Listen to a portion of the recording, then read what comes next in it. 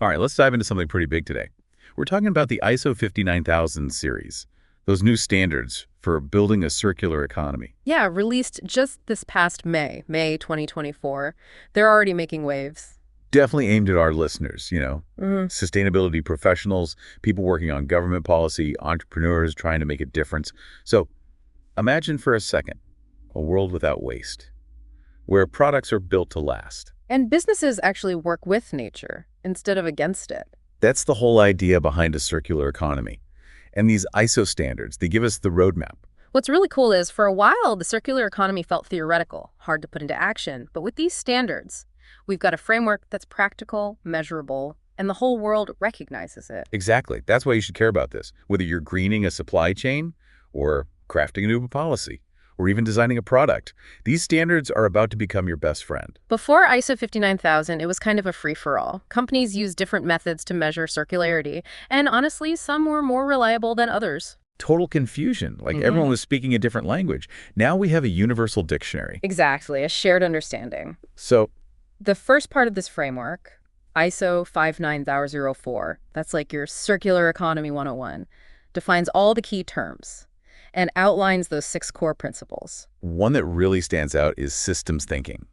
It might sound academic. It's actually super practical. It means you got to look at the big picture, Yeah. how your actions affect the entire supply chain, And beyond. right? Not just your little corner of the world. It's about realizing everything is connected. These standards are all about collaboration because building a truly circular economy takes everyone being on the same page. Exactly. And that leads us to the second part, ISO 59010. This is where things get real. It's your guide to actually changing your business model, your whole value network, to really embrace circularity. So it's about putting those good intentions into actual actions. Exactly, turning ideas into steps. So if you're thinking, okay, this sounds great, but how? The standards got you covered. And it's not just the old reduce, reuse, recycle. No, we're talking a whole spectrum of actions. We're talking about refusing unnecessary stuff Rethinking how we design products, making them last longer, easier to fix. and cascading, which basically means finding multiple uses for materials. It's like giving products multiple lives, instead of just ending up in a landfill. Exactly. It's about moving away from that old take, make, dispose model and creating products that are part of a closed loop.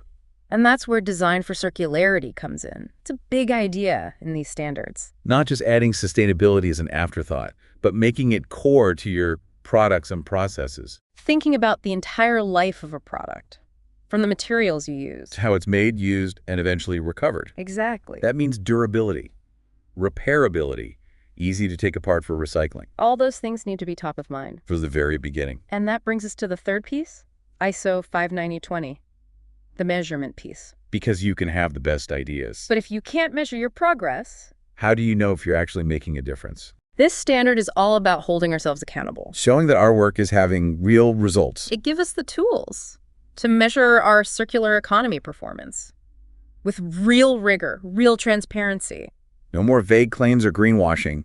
This is about showing the data. Exactly. You'll learn about key indicators and formulas to track everything, from resource flows to waste generation. It's like a scorecard for sustainability. And these standards are recognized globally. So when you say you're following It them, means something. It builds trust with consumers, investors. everyone, So we've got the vocabulary, the framework, and the tools, all in place. but there's a lot to unpack here.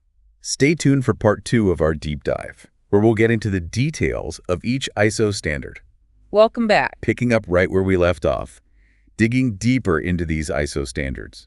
So let's go back to that first one, ISO 59004, the Circular Economy 101. Yeah, all about those core principles, like systems thinking. That was huge. It really is. It's so easy to just focus on your own little world. But these standards, they force you to think bigger. It's not enough to just change things within your company. You have to look at the whole system. Suppliers, customers, the flow of materials. The impact on the environment. Exactly. It's like realizing that.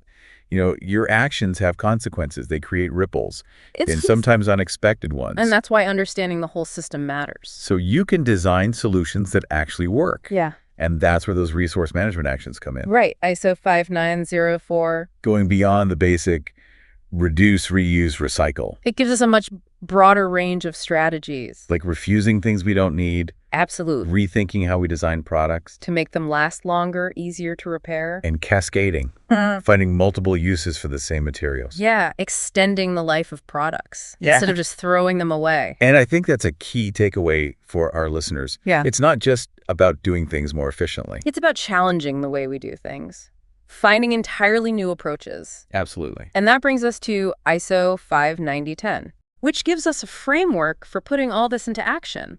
This is where the rubber meets the road, going from theory to practice. Exactly. And the standard helps you actually do it. It starts by asking you, what are your goals for the circular economy? Where do you want to be? What impact are you trying to create? And then it says, okay, let's map out your current business model, Your value network. like a before picture. So you can see how things change. Exactly. And then the standard guides you, Through the process of actually making those changes. transitioning to a circular model. And one of the key ideas here is design for circularity. We touched on it earlier. But it's so important. It really is. Designing products with the end in mind. Thinking about durability, repairability. Easy to take apart for recycling. And there's some amazing companies doing this. Like, for example, there's this company called Loop Alive. They're in the Netherlands, I think. I think so. They make clothes. Clothes. Yeah, but they're designed to be recycled. That's cool. Their clothes are made from just one type of material.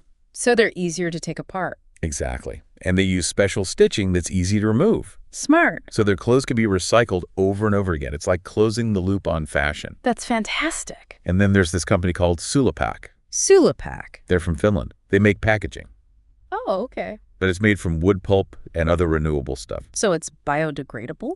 Not only that, it's compostable. Wow. It can actually go back into the soil as nutrients. And get this, they're even working on edible packaging. Edible. You finish your snack, and then you eat the packaging. Now that's a zero-waste solution. I know, it's wild. So these are just a couple of examples. Showing how design for circularity. Can lead to really innovative products. And it's not just about what you make, it's about how you make it. Right. ISO 59010 talks a lot about collaboration. Working with your suppliers, your logistics providers, Even your customers. to make the whole system more circular. It's about shifting from competition to cooperation. Yeah. Exactly. We're all in this together. And ISO 59010 gives you practical advice Checklists.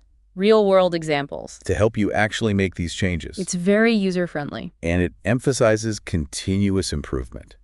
You don't have to get everything perfect right away, It's a journey. learning and adapting as you go. Exactly. So we've talked about the groundwork and transforming your business model. But how do we measure our progress?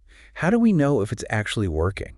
That's where ISO 59020 comes in. The measurement piece. This standard gives us the tools to assess and report our circular economy performance in a way that's credible and transparent. And we're back for the final part of our deep dive into the ISO 59000 series. It all comes down to this, measurement. Right.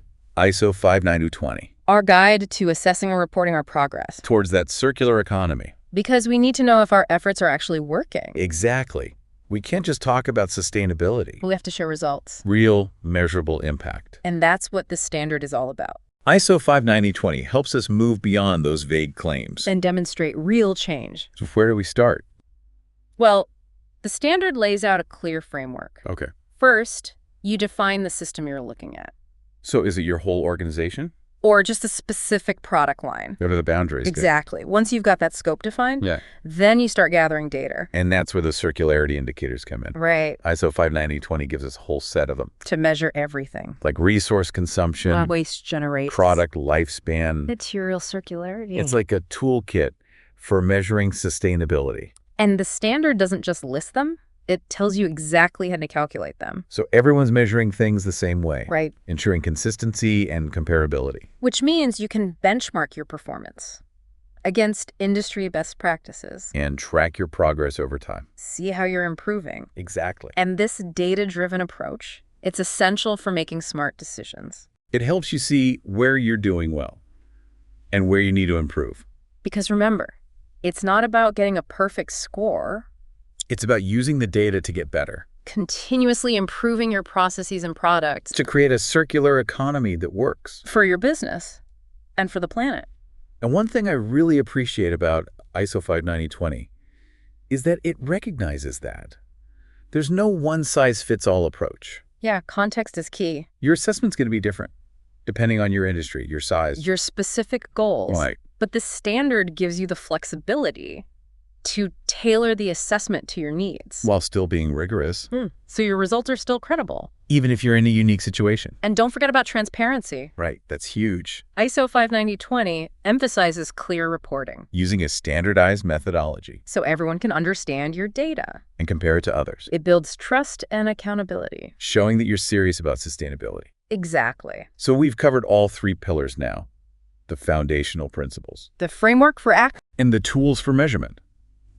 What have we learned? We've learned that the circular economy, it's not just a dream. It's a real possibility. And these standards give us the roadmap. Empowering us to make it happen. For businesses. Governments. Individuals. We can all embrace circularity. With confidence and clarity. But remember, these standards are just the beginning. They give us the tools and the language. But it's up to us to use them. To put these principles into practice. To innovate, collaborate. To drive real change. So if you're ready to take on this challenge, we encourage you to explore the ISO 59000 series. And if you need help along the way, visit www.bluetribe.co.